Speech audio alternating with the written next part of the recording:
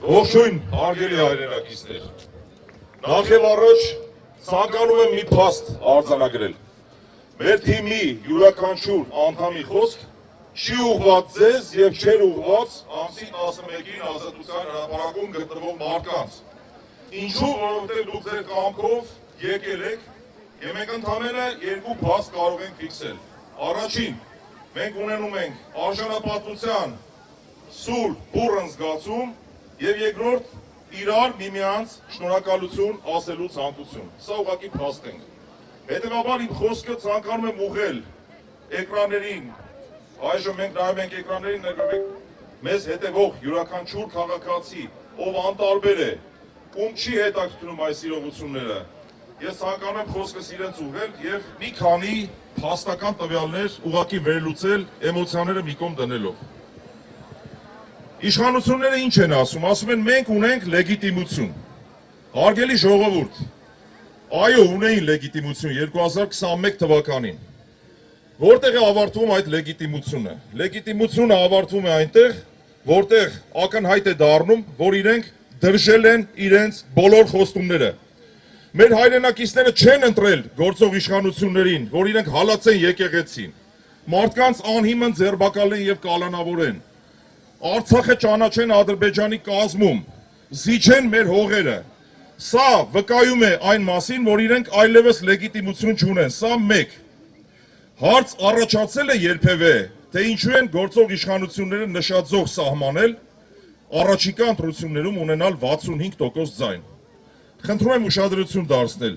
եթե իրենք 51-52%-ով կարողանան հաղթել, իհարկե Աստված չանի, մենք չենք հավատում դրան եւ չենք էլ ուզում այդ թեման քննարկել, դա իրենց համար հաղթանակ չէ, քանի որ ունեն առաջիկայում համապատասխան պահանջներ Թուրքիայի կողմից դրված եւ ցանկանում են փոխել Հայաստանի սահմանադրությունը եւ հետեւաբար այն նշաձողը, որ իրենք սահմանել են, իրենց պետք է հետագա իրենց նենք ծրագրերը իրագործելու համար։ Սա է հիմնական երկրորդ կետը, որին ուզում եմ ուշադրություն դարձնել մեր անտարբեր հայրենակիցները։ Եվ երրորդ, երբ որ իրենք անընդհատ շանտաժի են ենթարկում հայ ժողովրդին ասելով, որ եթե մենք չլինենք իշխանության, ապա պատերազմ է լինելու, հարգելի ժողովուրդ, ինչ եք կարծում, խաղաղությունը կնքվում է անձերի հետ, թե պետության հետ։ Սրանով իսկ իրենք ապացուցում է, որ մենք կայուն խաղաղություն չունենք։ Եվ եթե թարգմանենք իրենց ասածը, ապա ստացվում է, որ իրենք հավերժ պետք է մնան իշխանության, ցմահ պետք է մնան իշխանության։ Հետևաբար ամփոփելով միտքս ասեմ,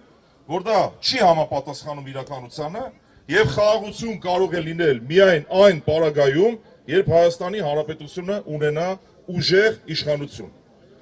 Չկասկածեք, որ ուժի, արժանապատվության, ուժեղ խաղաղության կա ընդամենը մեկ մարմնավորում եւ այդ մեկ մարմնավորումը մեր ապագա վարչապետ Սամվել Կարապետյանն է։